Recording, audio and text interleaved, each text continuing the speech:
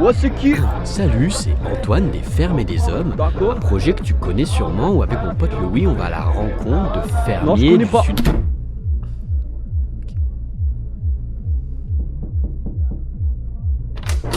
Ouais. Ouais, Mais c'est encore toi? oui. Mais tu veux quoi? Désolé. Qui? Je connais le frère de Jonathan. Ah, le petit frère de Jonathan, ce bout en train. Bien sûr. Vas-y, rentre. Ah bah merci. Fais à ton aise. Ah bah c'est sympa. Te voilà donc dans un environnement de fête à la maison. Une boom, comme l'appelleraient encore les boomers. D'où l'origine de leur nom.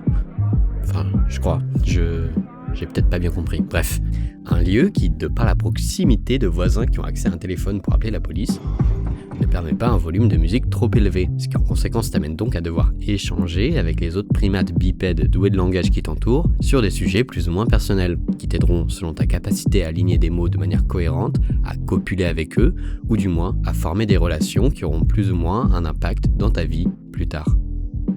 Et ce genre de discussion a parfois comme thématique, selon les profils, une sorte de concours de qui défonce le moins la planète à son échelle personnelle. What are you doing, Finn? Why are you bashing trees with a stick? Alors après qu'une inconnue à ta gauche ait mentionné le fait qu'elle ne prend plus l'avion et qu'elle ne va plus qu'au Royaume-Uni qu'en bateau, ce qui en soi est pas très impressionnant, il y a plein de personnes qui font ça en ce moment, on atterrit souvent sur le sujet de la nutrition. Ce qui amène les uns les autres à mentionner des régimes plus ou moins drastiques et complexes, qui te mettent plus ou moins dans un état de stress lorsque vient ton tour et que tu réalises que le seul régime que tu suis est celui de l'étudiant qui n'a pas d'argent.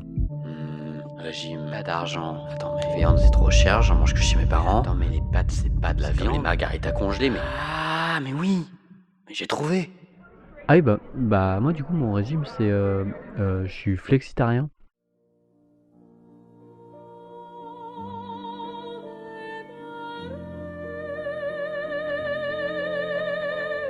Flexitarien, un terme qui signifie qu'on a adopté un mode d'alimentation principalement végétarien, mais qu'on se permet de temps en temps de la viande ou du poisson.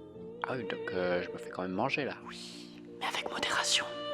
Outre son rôle de sauveur de dignité en soirée, ce terme serait de plus en plus employé en réaction de cette tendance qu'ont les populations des pays développés à diminuer la quantité et à augmenter la qualité de la viande qu'ils consomment. D'après le centre de sondage Ipsos, plus de 89% des Français veulent aller dans ce sens et à diminuer leur consommation en viande.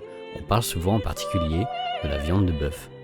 Une viande particulièrement nocive pour l'environnement qui, en comparaison à la volaille, nécessite 28 fois plus de terre, 11 fois plus d'eau et émet 5 fois plus de gaz à effet de serre. En France, en 2019, l'élevage représentait le deuxième secteur d'émissions de gaz à effet de serre après les transports. Et une partie de l'explication de ce chiffre peut être due au fait que la France détient le plus grand cheptel de bovins en Europe, avec 17 millions de bêtes sur le total européen de 76 millions. Alors avec toutes ces informations en tête, on pouvait clairement pas passer à côté du plus grand bastion de la viande de bœuf en France, la ville de Bazas. Une ville connue pour son grand festival du bœuf gras, un événement vieux de plus de 7 siècles où les éleveurs de la région se réunissent pour parader leurs plus belles et grosses vaches de race bazadaise. Événement qui, à l'époque de notre voyage, avait été annulé à cause du Covid. Une 738e édition marquée par la crise sanitaire. La race bazadaise est une vache rustique qui aurait été amenée par les Maures au début du Moyen-Âge et dont même Jacques Chirac aurait dit au salon de l'agriculture: alors, la race bazadaise, c'est peut-être la plus rare, mais c'est la meilleure. Voilà, c'était mon imitation de Jacques Chirac. Une vache assez rare donc, et dont Serge, un éleveur situé à 10 km de Bazas, s'est mis en tête de multiplier le nombre. C'est donc avec lui qu'on a décidé de passer la deuxième étape de notre parcours, pour essayer de comprendre comment les éleveurs de bœuf abordent ce changement vers une approche de la nutrition plus responsable d'un point de vue environnemental. Et aussi parce que les vaches, c'est cool. Attends, mais comment ça, les vaches, c'est cool? T'as dit qu'elles étaient nocives pour l'environnement. Oh là là, tu portes à confusion. Ça va, c'est mignon quoi. Ouais.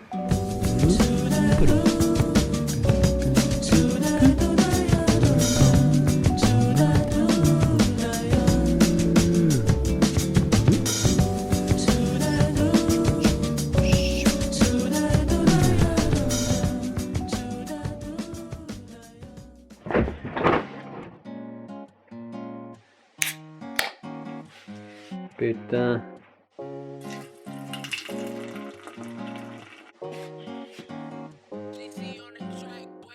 Alors, rebonjour. Comment ça va, la patate? Vous avez passé de bonnes fêtes? Après avoir dit au revoir à Loïc, on s'est donc dirigé vers Bazas, qui est une ville assez loin du bassin d'Arcachon. Et du coup, on a dû s'arrêter dans un village qui était au beau milieu de nulle part, dont je ne me rappelle absolument pas le nom. On voulait aussi prendre une douche parce qu'on était clairement dégueulasse. Et du coup, on est allé au stade municipal où on a essayé de se faufiler dans les douches du vestiaire. Sauf que le gardien nous a repérés et nous a virés comme si on était des lépreux. Ce qui nous a amené à dormir devant le stade municipal en espérant que l'on puisse se faufiler pendant la matinée ou la nuit pour prendre une douche sans que le gardien puisse nous repérer. Chose qui était encore une fois une très mauvaise idée parce que on s'est retrouvé à être les premiers spectateurs d'un combat à mort de chats pendant toute la nuit. Alors là, on va s'apprêter à dormir et on entend des chats qui s'entretuent en fait à 1 mètre de la tente. Et puis le moment où on fait le film, et ben ils font plus de bruit. Voilà, c'est un peu malaisant ce que tu fais Antoine. Donc clairement, c'était une nuit très reposante. Néanmoins, on a réussi à se lever et on a pédalé pendant 3 heures jusqu'à arriver à la ferme de Serge, où on l'a retrouvé et avec son jeune responsable marketing, il commençait à nous expliquer l'origine de la création de cette ferme. La création un peu de cet élevage, c'est une réunion de gens bons vivants, de personnes qui se sont trouvées. Alors notre principal actionnaire et associé, c'est le fils de mon voisin. Et un jour, on prenait l'apéro et un jour il me dit on va monter un élevage de race basadaise. Il dit attends.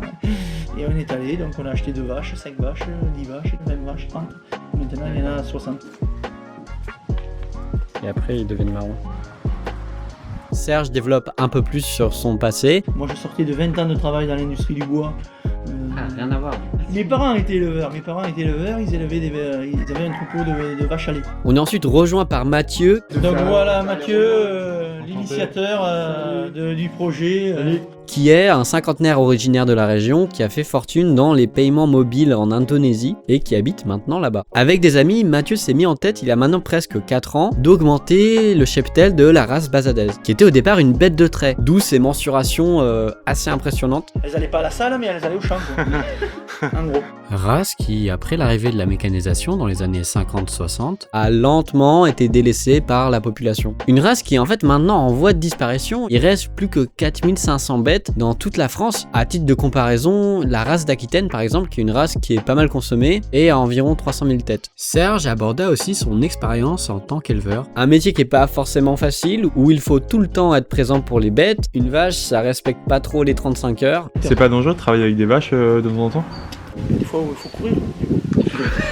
Ah oui, non, je suis sérieux.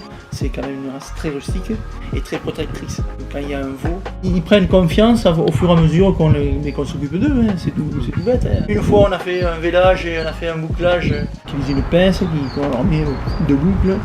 Et donc le petit rentrait, moi je suis rentré. C'était pas grave, c'était 2 mètres carrés. Et puis la vache est rentrée aussi. Et là, il y a eu explication. Et là, elle m'a démoli.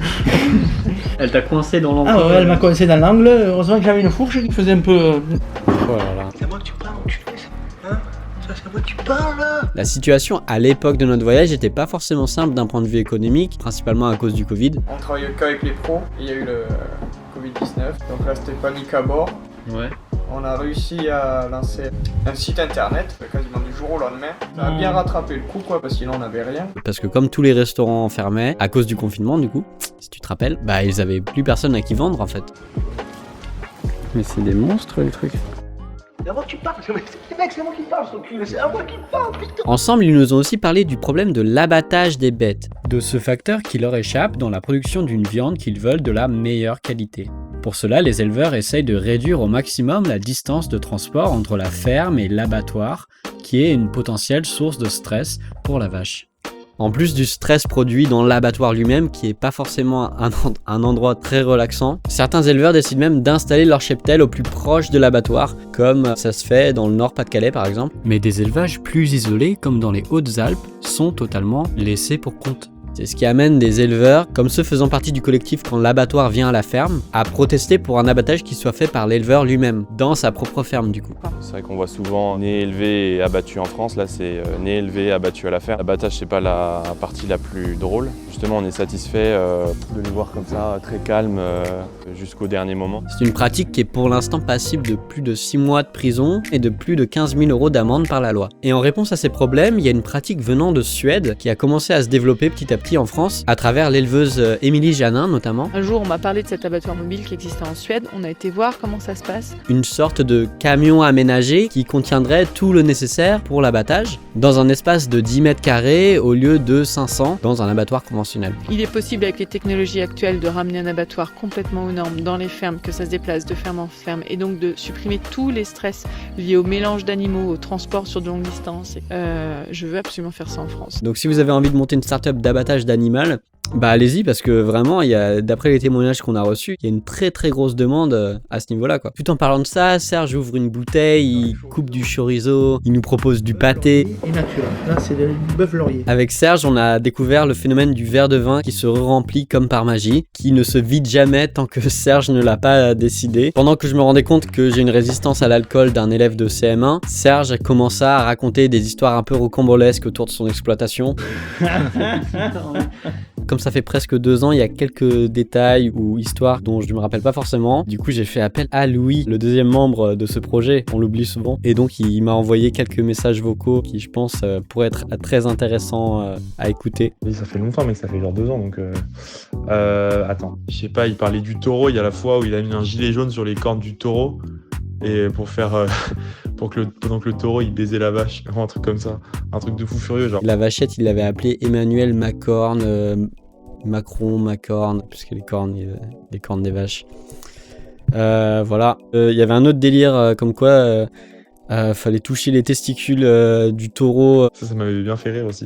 Donc il y avait un truc avec les couilles du taureau comme ça. Et du coup, quand ils avaient des grandes fêtes, ils faisaient faire ça à tous les invités un peu influençables. Et c'est vraiment n'importe quoi.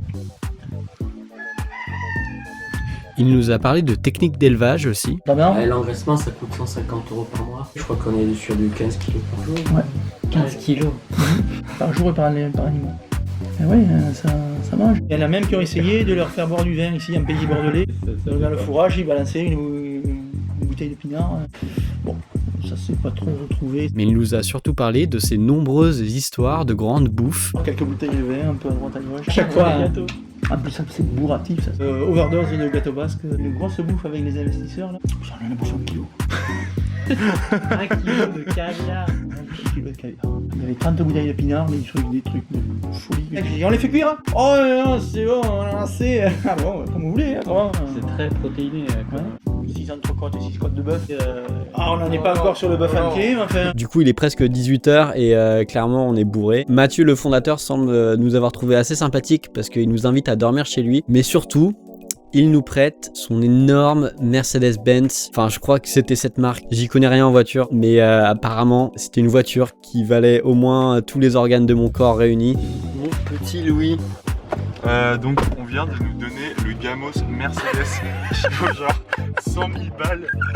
Même la ceinture, elle se resserre sur toi. C'est retour vers le futur le truc. Et là faut pas faire accident. Mais franchement on est parti de ce matin, on était des clochards qui trouvaient pas de douche et qui se faisaient virer du stade municipal.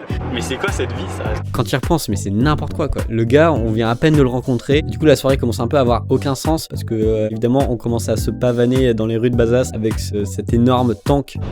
In the city with my mate Antoine. T'as un peu l'impression de conduire une sorte de navette spatiale. C'était vraiment une expérience très intéressante. Et en plus, on se rend compte qu'elle est immatriculée en Russie pour une raison que j'ignore. Du coup, on passe pour des gros mafieux soviétiques parce que les vitres sont teintées, donc on voit pas qui est à l'intérieur. Et du coup, ça a aucun sens parce que dès qu'on sort de la voiture, on est habillé avec nos collants de vélo. Enfin bref, on rentre en faisant super gaffe de ne pas écraser aucune biche pour pas dégueulasser la carrosserie.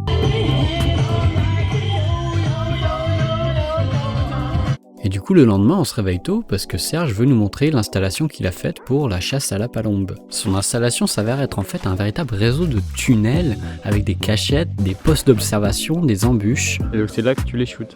C'est là qu'on les attrape vivants. D'accord. On se rend compte que c'est une chasse assez complexe où les chasseurs placent des palombes vivantes sur des plateaux movibles qu'ils montent aux arbres. Donc ils sont masqués, alors, avec un petit casque. Après on a un système de commande pour le faire, pour actionner comme une palette pour lui faire battre des ailes. Les palombes libres voient ça et elles se disent « Ah bah tiens, il a l'air sympa cet arbre !» Et du coup, elles se posent sur l'arbre en question où t'as la palombe qui voit rien du tout, et ce qui permet aux chasseurs de les dégommer du coup. Au sol et après de les piéger avec un filet. Ce qui transparaît surtout, c'est que la chasse, malgré tout le mal qu'on en dit, sert vraiment de glue sociale dans ces zones rurales. Un moment où tous les grades tombent et on est tous égaux dans le dégommage de palombes. Serge nous avait raconté une histoire d'un élu local qui était venu pour signer des contrats de logements sociaux, quelque chose comme ça. Lui raconte ça très bien aussi. Et il y avait le directeur de la région qui était censé s'occuper des logements sociaux. Et il y avait un plan de financement qu'il devait revoir. Et donc c'était une réunion sérieuse, tu vois, genre en mode association municipale ou de la région, enfin un truc officiel. Et les mecs, en fait, ils se sont arrachés la gueule à la... Comment ça s'appelle ? La pépinière. L'élu local avait balancé tous les papiers par terre et l'adjoint au maire avait commencé à balancer des fléchettes sur l'élu. Et un des collègues était tellement bourré, il voulait rentrer en voiture et il avait le typique « Ah non mais je conduis mieux quand je suis bourré !» Et du coup ses potes avaient caché sa voiture et il lui avaient fait croire qu'il était venu à pied. Sauf que le gars il habitait à 20 km, du coup il a mis 4 heures pour rentrer chez lui. Il y a une vidéo pas mal qui résume l'expérience de la palombière. Je vous mettrai ça en lien dans la description si vous avez la foi de comprendre un peu plus l'expérience d'une palombière, donc une chasse à la palombe. En rentrant, Serge nous prépare un énorme gigot. On parle de viande blanche bonne pour l'organisme. Tu vas voir ce que c'est que la viande blanche ici. Regarde. Il nous ouvre 2-3 bouteilles, ce qui fait que je me rappelle pas forcément de comment c'est dit au revoir, ni de à quel point on roulait pas très droit sur les 10 premiers kilomètres après être parti de chez Serge. Serge, c'était vraiment un sacré personnage, un gars qui avait l'air heureux de prendre soin de ses bêtes et qui nous a donné envie de continuer notre aventure en espérant que nos prochaines rencontres seraient aussi folles que celle-là. Ah ouais, il nous en faut plus hein.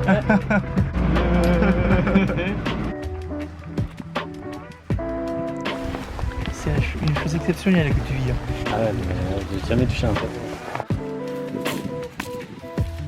C'est comme le Mickey au parc d'attractions. Voilà, cet épisode est terminé. Il était peut-être un peu moins instructif que le précédent, mais je trouvais que s'attarder sur une personnalité, ça peut avoir autant d'intérêt que de présenter des chiffres. Alors j'espère que ça vous a plu, que les histoires de Serge vous ont potentiellement fait rigoler. Le prochain épisode se déroulera à Caillan, qui est un village au milieu des Landes. Un épisode que je pense va être très intéressant parce qu'il aborde une famille qui a en son sein deux manières d'aborder l'agriculture. Une très industrielle, très années 50-60, et l'autre plus respectueuse de l'environnement, avec aucune mécanisation. Il y a des gens qui m'ont dit tu dis pas de partager ta vidéo, machin, donc partagez si vous trouvez ça bien. Et puis voilà. Bon, du coup on se voit pour le prochain épisode. Bisous. J'en ai l'impression que